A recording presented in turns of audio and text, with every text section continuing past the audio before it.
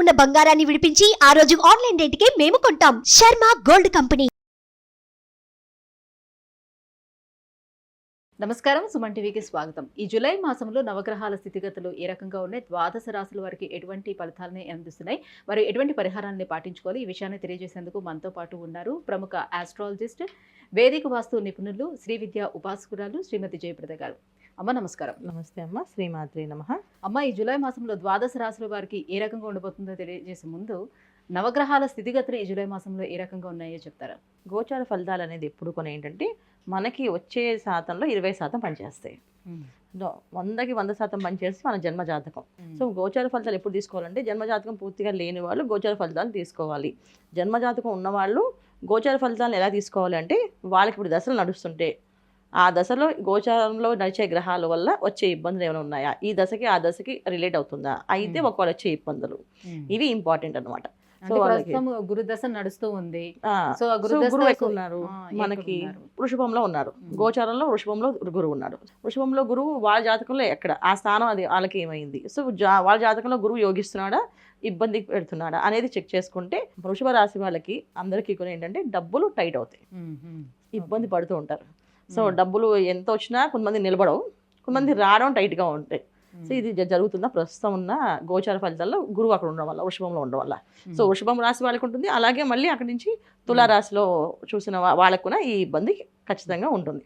వృషభ రాశికి ప్లస్ తులారాశికి అధిపతి శుక్రుడు, ఆయన శుభ ఫలితాలు ఇచ్చే ప్లేస్ గురువు ఉండడం వల్ల గురువుకు శుభగ్రహమే, శుక్రుడు కూడా శుభగ్రహమే. శుభగ్రహాలు అయినప్పుడు కూడా ఈయన దైత్యులకి గురువు, ఈయన దేవతలకి గురువు.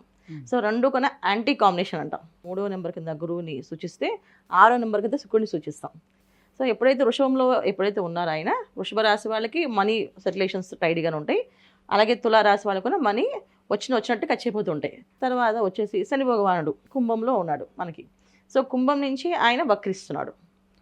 ఈ జూన్ 30 నుంచి నవంబర్ 15 వరకు ఆయన వక్రస్థితిలో ఉన్నాడు ఆయన. సో వక్రస్థితిలో ఉండడం వల్ల దానివల్ల వచ్చే ఫలితాలు ఏంటి? ఓకే, సో 4 రాశుల వాళ్ళకి చాలా ఇబ్బందిగా ఉంటుంది. 4 రాశుల వాళ్ళకి కొంచెం ఉపశమనం కలుగుతుంది, మిగతా 4 రాశుల వాళ్ళకి హ్యాపీగా ఉండే అవకాశం ఉంది. తర్వాత వచ్చేసి మనకి రాహు వ్యయ స్థానంలో మీనంలో ఉన్నారు. సో జనరల్గా మీన స్థానం అంటే ఏంటి మనకి? సో గురువు ఉండే స్థానం అది బృహస్పతి స్థానం. వ్యయ స్థానం అంటే మనకి పూజలు పునస్కారాలు, తర్వాత లైఫ్లో లగ్జరీస్ లైఫ్లో ఉందా లేదా, అసలు ఎలా లైఫ్ లీడ్ చేస్తాం, లాస్ట్ మనం ఎలా చనిపోతాం అనేది కూడా అది చూస్తారు. అక్కడైతే ఎప్పుడైతే రాహు వెళ్ళి ఉన్నదో ఇక్కడ ఏమవుతుంది, జనరల్గా భక్తి చేసే విషయాల్లో చాలామంది కాంప్రమైజ్ అయిపోయి ఇప్పుడు మడి కట్టుకొని చేయాలా, మడి కట్టుకొని చేసుకోకపోతే ఏమవుతుంది అనే లక్షణాల్లో మారిపోతుంటారు. ఓకే, ప్రదక్షిణాలు చేయాలి, మనసు ఉండాలి, మనసులో మా భగవంతుడు ఉండాలి, అలా ప్రార్థన చేయాలి, అంతేగాని మడి కట్టుకొని చేయాలని రూల్ ఏంటి అనే తత్వంలోకి వెళ్ళే అవకాశం ఉంది. ఇది గోచరంలో రాహు మీనంలో ఉండడం వల్ల.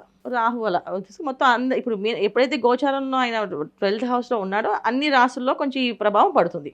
సో వాళ్ళ జన్మజాతకంలో మీనరాశి మీన లగ్నం అయితే ఇంకొంచెం బద్ధకాన్ని ఇవ్వడము, ఒకవేళ చేసే వాళ్ళకి అనారోగ్య సమస్య రావడం, నాకు బద్ధకం లేదు నేను చాలా స్ట్రిక్ట్గా పొద్దున్నే లేచి చేస్తాను అన్న వాళ్ళకి అనారోగ్య సమస్య రావడం లేదు. ఇది కాకుండా ఇంకా రకమైన వ్యవహారాల్లో ఇబ్బందులు పడడం, ఉద్యోగాల్లో కానీ డబ్బు విషయంలో కానీ ఇది జరిగే అవకాశం రాహు. సో గోచరంలో మీనంలో రాహు ఉండడం వల్ల. తర్వాత వచ్చేసి కేతు వచ్చేసి మీ కన్యలో ఉన్నాడు. అది జనరల్గా ఏంటంటే 6వ స్థానం కన్య. సో కన్యా రాశికి కేతు అనేది పవర్ఫుల్గా అంటే నెగిటివ్ రిజల్టే, పాజిటివ్ రిజల్ట్ అయితే ఇవ్వడం. సో ఎప్పుడైతే కేతు కన్యా రాశిలో పడ్డాడో ఆరోగ్య సమస్యలు ఎప్పుడైనా అంతే. కేతు ఎక్కడ ఏ స్థానంలో ఉన్నా అక్కడ మనకి భయాన్ని గురి చేస్తాడు, అంటే ఏమొస్తుందో మనం చెప్పకుండా చేస్తాడు ఆయన. అందులో 6వ స్థానం అంటే రోగస్థానం మనకి. తర్వాత వచ్చేసి మనకి ఇంకా రవి ప్లస్ బుధుడు శుక్రుడు ప్రతి నెల మారుతూ ఉంటారు.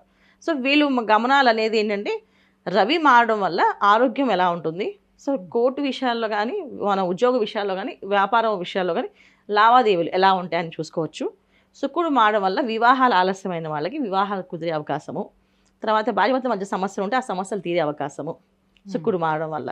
సో బుధుడు మారడం వల్ల ఏంటంటే కొంచెం సౌమ్యంగా చెప్పడము, ఎదుటి వాళ్ళ విషయాలు వినడము, లేకపోతే వినకపోవడము, ఇలాంటి జరిగే అవకాశాలు చిన్న చిన్న మార్పులు. సో మాస ఫలితాలు ఎక్కువ మనకు మారేది ఏంటంటే రవి బుధుడు శుక్రుడు.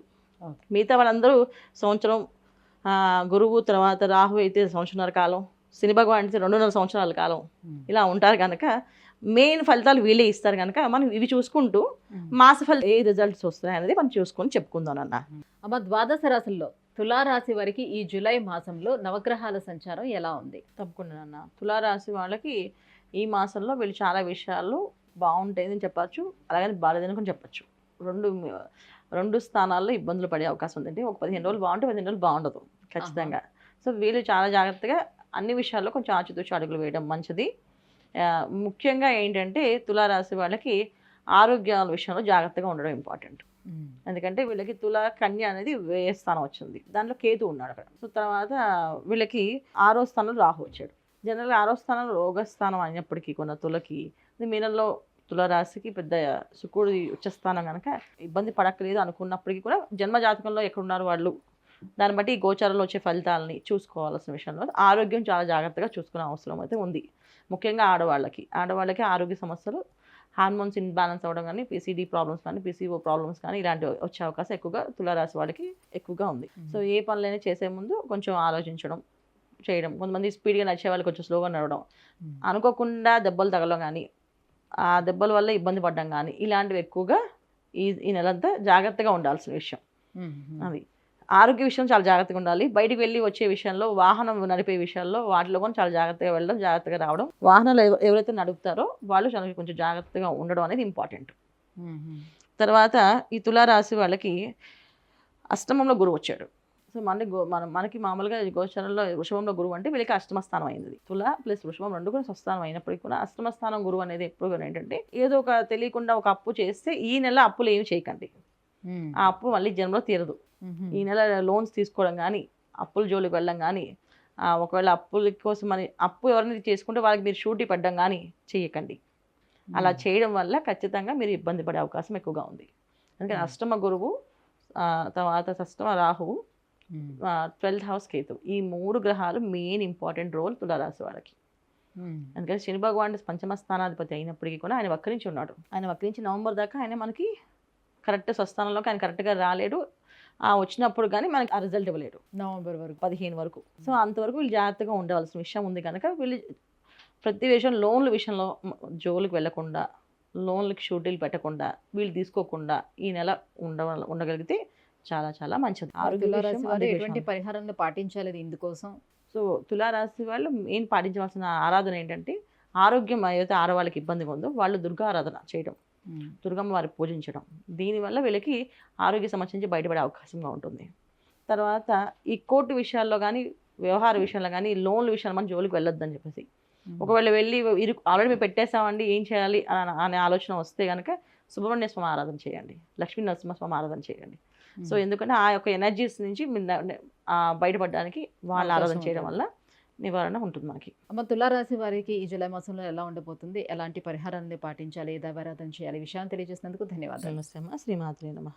సుమన్ టీవీలో మీ పర్సనల్ అండ్ బిజినెస్ ప్రమోషన్స్ కోసం కింది నెంబర్కి కాంటాక్ట్ చేయండి.